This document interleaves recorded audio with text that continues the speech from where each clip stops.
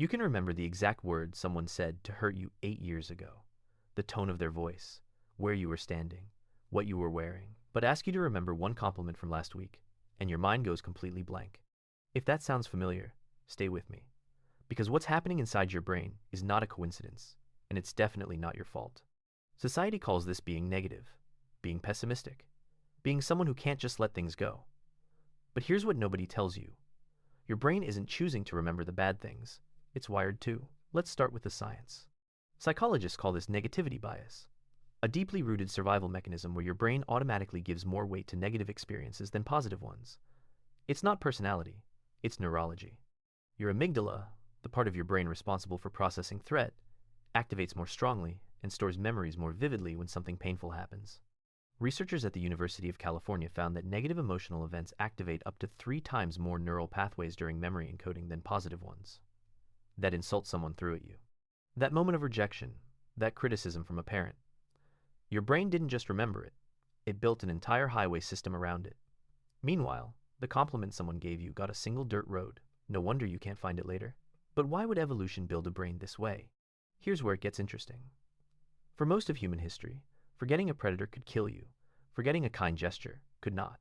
So your ancestors, who paid more attention to danger, who remembered every threat in vivid detail, survived longer and passed on that same wiring. You inherited a brain built for a world that no longer exists. A world where every negative memory needed to be permanently available for instant recall. The problem is, modern life doesn't have predators. It has comments, criticism, and small social rejections. And your brain treats all of them with the same ancient urgency. This creates a strange asymmetry in how you experience your own life. Psychologists call it the positive-negative asymmetry effect. Studies show that people need roughly 5 positive experiences to balance out the emotional weight of a single negative one. 5. Just to break even. So when you feel like the bad outweighs the good in your memory, it's not because your life is actually that way. It's because your brain is mathematically built to make it feel that way. And here's the part that explains so much about why this feels so personal. If you grew up in an environment where criticism came easily and praise came rarely, this bias gets amplified even further. Your brain learns that negative information is more reliable, more important, more worth holding on to, because in your specific environment, it usually was. The thing that hurt you was often the thing that taught you what to avoid next time. Compliments didn't carry the same survival value, so your brain filed them differently. Less detail, less emotional charge, less permanence. This is why you can recite an insult word for word from a decade ago, but a friend has to remind you that you got promoted last year. But wait, there's something important here that almost never gets mentioned. This isn't a flaw in your character. It's not proof that you're ungrateful or incapable of joy.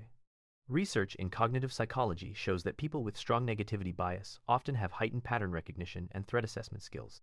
The same brain that over-remembers pain is the same brain that notices inconsistencies, predicts problems before they happen, and protects you from repeating mistakes. It's an exhausting trait, but it's not a useless one. The frustrating part is that knowing this doesn't immediately fix it. Awareness doesn't erase years of lopsided memory storage. You can intellectually understand that you got more good days than bad ones this year and still feel like you can't name a single good one when someone asks. This is where intentional memory work becomes important. Psychologists who study gratitude interventions have found something remarkable. The simple act of deliberately recalling and naming positive experiences, not just feeling them in the moment but actively storing them through reflection, begins to physically strengthen the neural pathways for positive memory retrieval. You're not erasing the negativity bias, you're building a second highway next to it. So if you're someone who can replay every harsh word ever said to you, but draws a blank when asked what made you smile last week, you're not broken, you're not ungrateful, you're not choosing this. Your brain built an early warning system out of every wound it ever cataloged. That system kept you safe, but it never learned that the good things deserve the same kind of permanent record. The good news is, that system can still learn new things. It just needs you to start building the road. If this felt like something you needed to hear, subscribe. And if you want to understand more about how your brain quietly shapes the story you believe about your own life, the next video is going to surprise you. Click it.